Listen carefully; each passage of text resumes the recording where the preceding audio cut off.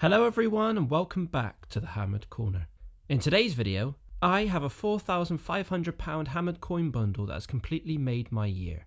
But just before we get into the video, if you consider supporting the Hammered Corner by clicking the join button, all proceeds will be going to making content for you all. Right, so working at Essex Coins has allowed me to handle expensive and rare coins that would otherwise be out of reach for me, especially as the prices reach the thousands sometimes. But I have recently been lucky enough to handle a coin from Alfred the Great, Harold I, and a gold hammered coin from the reign of Edward III. So first let's look at the coin from Alfred the Great. Now for all of you Viking or Last Kingdom lovers out there, you will all admire the fair and only king to receive the title of the Great, that was Alfred. He was the king of Wessex who pushed various social and political reforms, as well as defending his kingdom from the barbaric Viking invaders. Alfred became king in 871 AD after the death of his older brother.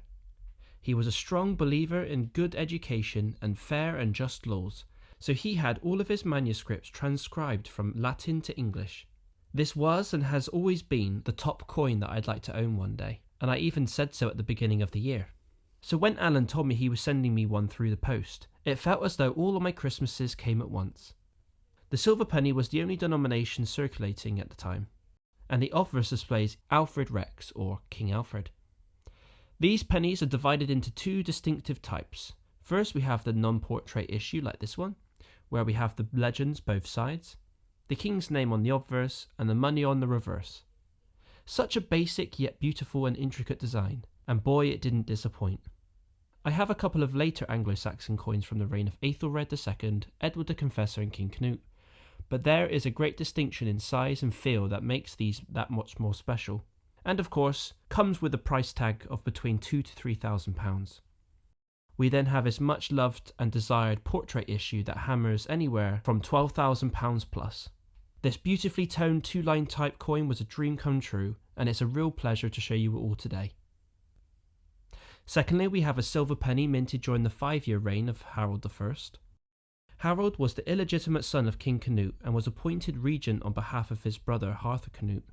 Queen Emma of Normandy initially held Wessex for her son Arthur Canute, but by 1037 she had been driven from the country and Harold had been recognised as the king throughout England. This penny is a fleur-de-lis type, produced during his short reign, and on the obverse we can see a diadem bust of the king facing left holding sceptre with the legends reading Harold Rec, for King Harold. On the reverse we have a pellet at the centre of the voided cross with a fleur-de-lis between pellets with the mint and money in Latin around the legend.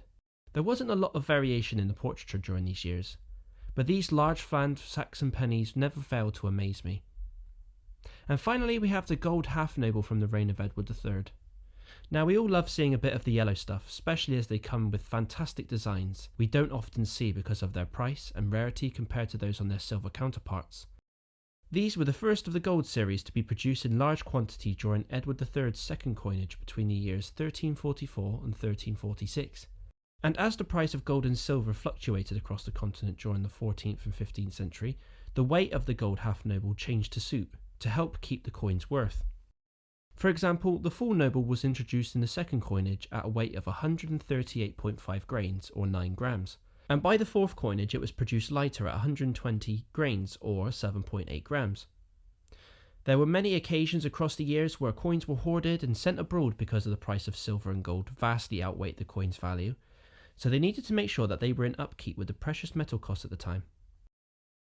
Edward's coins are divided into pre-treaty, trans-treaty and post-treaty, and we can tell that by looking at some of the key design changes in the legend. Before Edward signed the Treaty of Brittany and renounced all claim to the French throne, he focused his sights on the territories he controlled in France instead. This came after Edward the Black Prince, son and heir to Edward III, captured King John II. The legends before the treaty was signed read Edward by the grace of God, King of England, France and Lord of Ireland.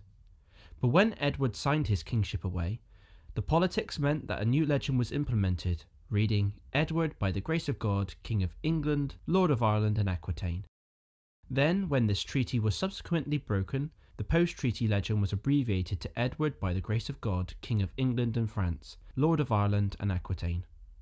The obverse displays the king in ship, holding sword and shield, with waves below, and on the reverse we can see an ornate cross with lisset ends surrounded by crowns and lions. So there we have it. I hope you've enjoyed today's bundle of coins that many of us don't get to see, and it's such a shame I had to give these back. One day I will be able to own a noble or half noble, but until then, being a temporary carer for it was good enough for me. Be sure to leave a like on the video and subscribe so you never miss a video here on the channel. Thank you all for watching, and as always, keep collecting.